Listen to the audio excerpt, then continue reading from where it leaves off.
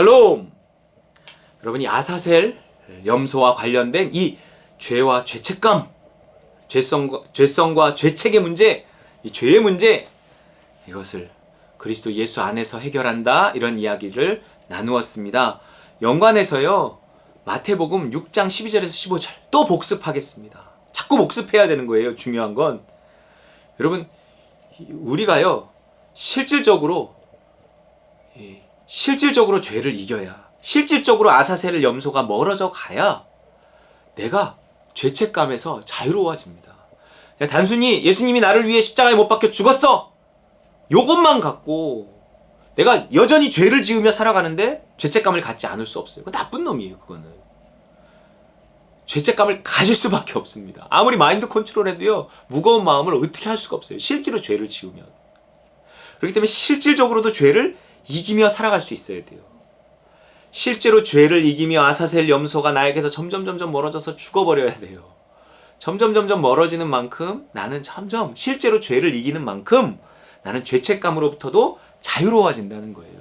실제로 죄를 이기는 삶, 그리스도 예수 안에 있으면 있을수록, 그 지성소 안에 있으면 있을수록 죄가 완전히 사함받았다는 확신이 들고 실제로 죄를 완전히 이기며 살 수 있어요. 아니, 사람이 이 땅에 살면서 죄를 완전히 이기며 살 수 있나요? 있어요. 적어도 성경의 약속은 그래요. 그럼 목사님은 그런 얘기 하지 말라니까요. 그 과정이에요, 과정. 그러나 나는 어떻게, 그 방법이 뭐고 내가 어디를 향해 가는지는 알고 있다니까요. 알고 있어요. 여러분, 그래서 같이 일단은 알자는 거예요. 알미 출발이잖아요. 알아야 거기를 향해 가지. 모르는데 어떻게 거기를 향해 가요? 평생 애쓰고 노력해도 잘못된 방향으로 걸어가면, 지구는 둥그니까 자꾸 걸어가면 결국 만나게 될지 모르겠지만, 아니 저쪽에 가는데 왜 지구를 한 바퀴 돌아서 여기를 가냐고요. 방향이 맞으면 금방 간단 말이에요. 빠르게 간단 말이에요. 그 방향을 알려주는 거예요. 알려주는 거예요. 그리고 나는 방향을 알기 때문에 조금 더 쉽게 거기에 갈 수 있게 하는 거예요. 십자가와 성령의 복음이에요. 뭐 딴 거 없어요. 믿음을 따라 사는 거예요. 내가 아무리 말해도 실제로 그렇게 이거를 못 체험하고 못하면 어쩔 수 없는 거지만, 그러나 내가 방향을 알고 애쓰면 내 체험이 적어도요, 하나님 인정이라는 게 있어요. 그리고 어느 때라는 게 있어요. 내가 아무리 물을 주고 아무리 했는데, 이거 언제 열매를 맺나. 근데요, 콩나물에 물을 주면 다 밑으로 빠져나가는 것 같아도요, 내가 아무리 기도하고 하나님의 음성을 들려달라 그러고 믿음을 달라 그래도 별로 잘 모르겠어도 어느 날 보면 열매는 어느 날 열리는 거예요. 어느 날이 있어요. 어느 날.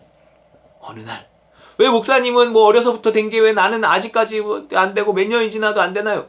내가 어려서부터 된 건 나도 잘 몰라요, 이유를. 그냥 그건 하나님의 택하심이에요. 오늘 여러분에게 이 복음을 전하라고 하나님 나를 택하셔서 일찍부터 경험하게 하신 거죠. 지금이라도, 늦은 사람은 없어요. 지금이라도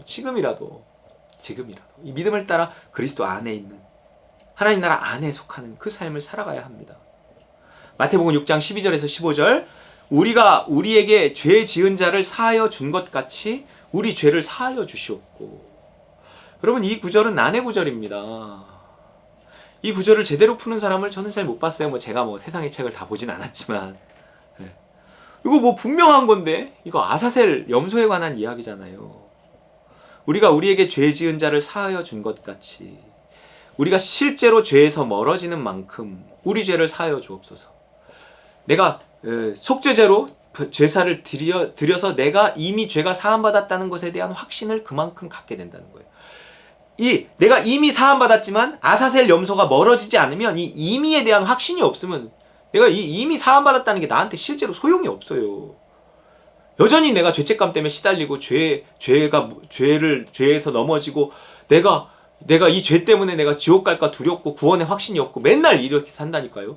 내가 아무리 위치가 있더라도 그 위치에 대한 믿음이 없으면 소용이 없어요. 내가 이미 사함받았다는 이 믿음을 어떻게 갖느냐?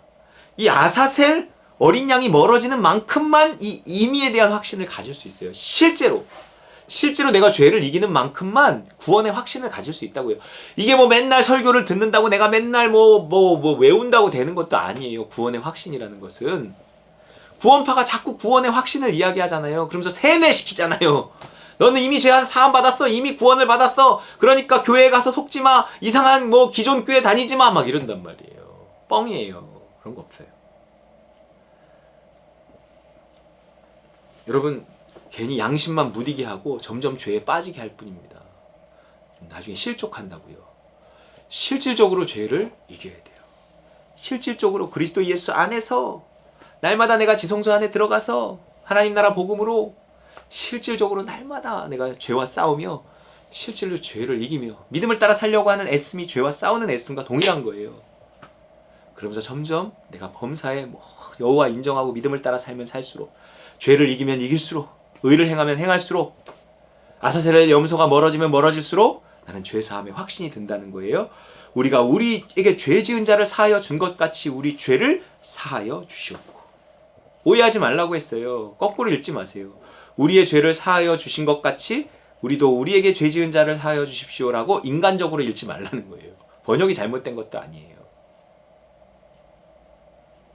자, 그러기 때문에 이 오해의 소지가 있는데 이 주기도문의 핵심 중에 핵심, 기도는 왜 하는 거예요? 응답받으려고 하는 거잖아요.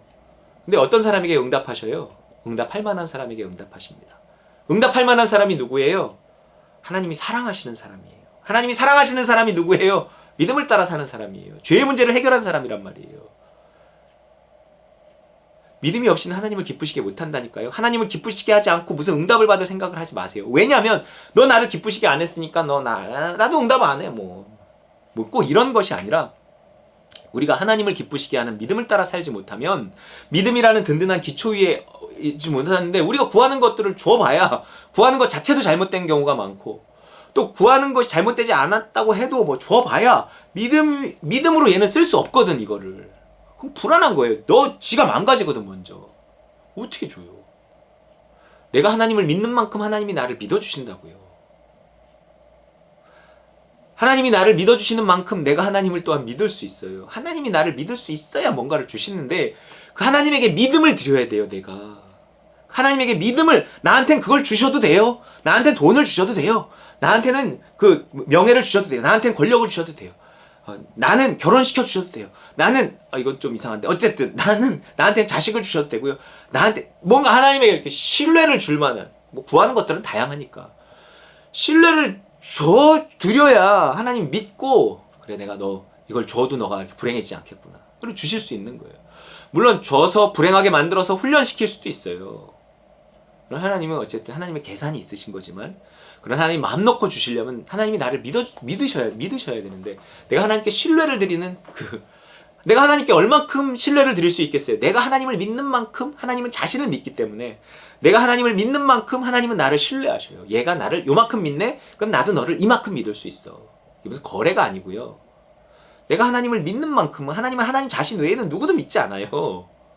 근데 내가 하나님을 이만큼 믿으니, 그래 그 믿음만큼은 네가 할 수 있겠구나. 나도 너를 그만큼 믿고 그만큼 줄게. 이렇게 되는 거예요. 또 이게 황금률이잖아요. 받고자 하는 대로 해주는 거예요. 그분이 나를 믿고 나에게 뭔가를 맡기게 하고 싶다? 그럼 내가 하나님을 믿어드려야 돼요. 먼저. 여러분, 내가 얼마큼 하나님을 믿고 있느냐가 하나님이 나를 얼마큼 믿느냐를 결정하고, 나한테 내 기도에 얼마큼 응답하느냐를 결정하시는 거예요. 근데 그 믿음을 따라 사는 삶이 결국 내가 죄를 이기는 삶이에요. 내가 죄를 이기는 모습, 믿음을 따라 살아서 죄를 이기고 의를 행하는 모습을 보여드려야 돼요. 우리가 우리에게 죄 지은 자를 사하여 준 것 같이 바로 그 죄를 사하여 주는 모습을 통해서 내가 지금 하나님을 얼마큼 믿고 있는지가 증명된다는 거예요. 되게 중요하거든요. 용서라는 것만큼 또한 어려운 것이 없기 때문에 그렇습니다. 내가 누군가를 용서하는 것은 내 수준만큼이에요. 절대 수준 없이 용서 없습니다. 용서는 거저줌이거든요. 하나님 나라에 속해서 하나님의 사랑이 있을 때 사랑만이 거저주기 때문에, 내가 하나님 나라에 속해 있는 만큼 하나님의 사랑이 나에게 부어지고, 하나님의 사랑이 부어지는 만큼 거저줄 수 있어요. 그 거저줌이 구제가 아니에요. 그 거저줌은 용서예요. 내가 되갚아주지 않는 거예요. 그리고 어디 쌓아두는 것도 아니에요. 꽁하고 있는 것도 아니에요. 그냥 잊어버리는 거예요. 사랑만큼만 되는 것입니다. 사랑만큼만 되는 거예요. 내가 하나님 나라에 속한 만큼만, 그분을 신뢰하는 만큼만, 내 믿음만큼만 되는 게 용서란 말이에요. 그래서 용서가 내가 얼마나 하나님 나라에 속해 있는가, 내가 그분을 얼마나 믿고 있는가, 내가 그리스도 안에 얼마나 지금 들어가 있는가에 대한 하나의 지표가 용서예요. 우리가 우리에게 죄 지은 자를 사하여 준 것 같이. 내가 그 믿음만큼만 우리 죄를 사하여 주옵소서. 그 죄사함에 대한 확신이 든다는 거예요. 그래서 요 말씀에 대해서 오해할까봐 콕 집어서 이게 핵심이니까 기도응답에. 그러니까 14절 15절에 이어지는 14절 15절이 주기도문이 끝나자마자 그 부분만 다시 강조해서 부가 설명을 하는데 너희가 사람의 잘못을 용서하면 너희 하늘 아버지께서도 너희 잘못을 용서하시려니와 죄사함에 대한 위치에 대한 어떤 확신이 든다는 거예요. 너희가 사람을 잘못을 용서하지 아니하면 너희 아버지께서도 너희 잘못을 용서하지 아니하시리라. 내가 누구를 용서할 수 없는 정도의 수준이잖아요. 그런 것도 용서할 수 없는 정도의 수준이잖아요. 그 수준 혹은 뭐 상태도 있어요. 그 수준을 가지고서는 내가 죄사함의 확신, 내 천국의 확신 가지고 있다고 아무리 말해도 그건 다 뻥이에요. 거짓말이에요. 자기 스스로 속는 거예요. 난 구원의 확신이 있는데 속는 거예요. 없어요. 구원의 확신이 없다니까요. 없는데 그냥 있는 것 같은 거예요. 하도 들으니까. 여러분, 실제로 내가 죄를 이기며 사는 만큼, 의를 행하는 만큼, 대표적인 예로 용서할 수 있는 만큼, 거저줄 수 있는 만큼, 내가 그만큼이 내 믿음이고 나에게 임한 하나님의 사랑이고 그만큼 하나님 나를 믿어주시고 그래서 나에게 응답해 주세요. 또 그만큼 죄사함의 확신도 가져요. 이 위치와 실제 사이의 이 연관성을 잘 알아야 합니다.